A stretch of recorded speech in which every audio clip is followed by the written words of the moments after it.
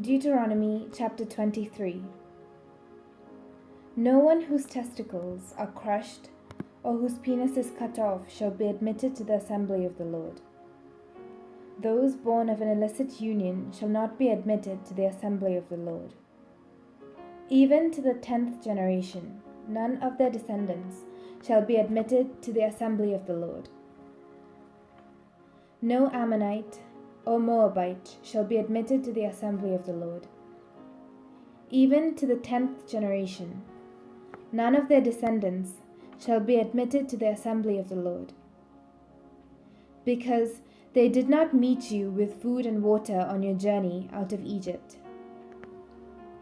and because they hired against you Balaam, son of Beor, from Pethor of Mesopotamia, to curse you.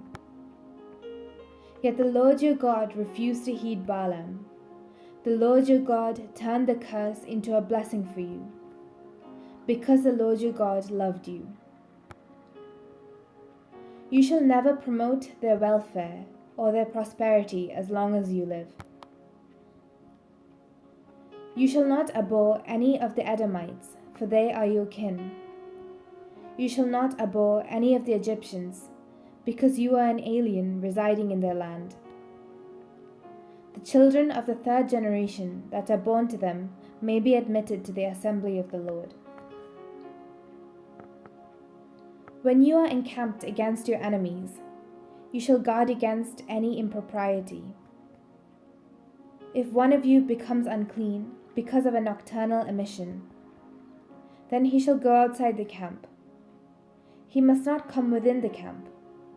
When evening comes, he shall wash himself with water, and when the sun has set, he may come back into the camp.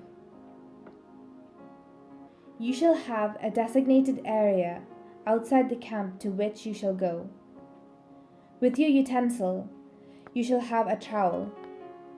When you relieve yourself outside, you shall dig a hole with it and then cover up your excrement. Because the Lord your God travels along with your camp to save you and to hand over your enemies to you, therefore your camp must be holy, so that he may not see anything indecent among you and turn away from you. Slaves who have escaped to you from their owners shall not be given back to them. They shall reside with you in your midst, in any place they choose, in any one of your towns, wherever they please. You shall not oppress them. None of the daughters of Israel shall be a temple prostitute. None of the sons of Israel shall be a temple prostitute. You shall not bring the fee of a prostitute or the wages of a male prostitute into the house of the Lord your God in payment for any vow, for both of these are abhorrent to the Lord your God. You shall not charge interest on loans to another Israelite, interest on money, interest on provisions, interest on anything that is lent.